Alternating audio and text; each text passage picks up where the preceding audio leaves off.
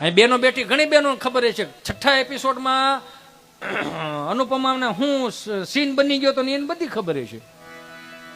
પણ હા હું આમ ધીમી ધીમી હાલી જતી છે ને લૂલી હાલતી છે તો એ નહીં કે બા હું તમને હું થયું વાહેથી એમ જ કે એ જ લાગના છે. હા અમે આવ્યા તે બાપા જો ધરાય ધાન ના નથી ખાવા દીધું આ ડોસીએ તો હા તો આપણો એ જ વારો આવવાનો છે. આમ તો એમ કે માવતર હોય કે હવે તો શું છે જાતિ જિંદગી છોકરા જેવા થઈ ગયા હોય તો છોકરા જેવા માનીને એને હાંચવું. હયાત માતા પિતાની છત્ર છાયામાં વહાલા બે વેણ બોલી નિરખી લેજો.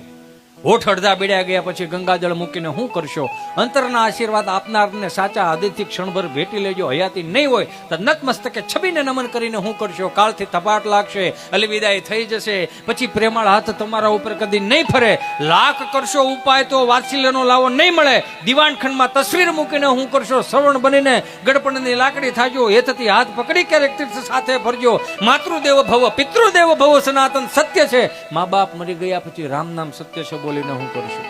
પૈસા ખર્ચતા સગળું મળશે પણ મા બાપ નહીં મળે. ગયો સમય પાછો નહીં આવે પછી લાખ કમાઈને હું કરું. એ છે ને તો હાંચવી લેજો. હજી હું એમ કહું છું 70 વર્ષના અનુભવ રાખ થઈ જાય ને પેલા એને પૂછી લેજો કે 70-80 વર્ષના દાંપત્ય જીવન તમે કઈ રીતે જીવતા હતા?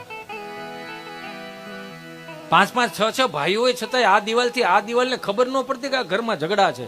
સમજાય ને વંદન હું કહેવા માંગુ છું.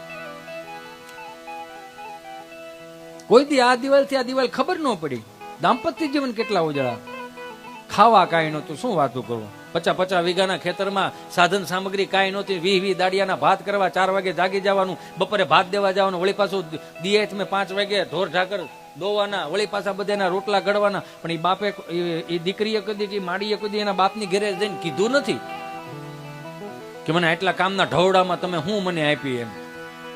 અને માવતરને થોડોક ઠપકો આપું, 2 હાથ જોડીને પ્રાર્થના કરું કે દીકરી હું રોજ ઘેરે સોમવારે મંગળવારે બુધવારે હું ભીંડાનું શાક બનાવ્યું, દૂધીનું શાક બનાવ્યું, એ બધું પછી બહુ પૂછવાનું ઝીણું ઝીણું બંધ કરી દેવાય.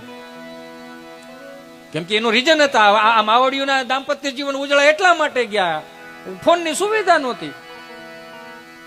ટપાલ લખી હોય સોમવારે શનિવારે પૂગી રહેતી ત્યાં 4 વાર સમાધાન થઈ ગયું હેન્દ્રો અંદિર.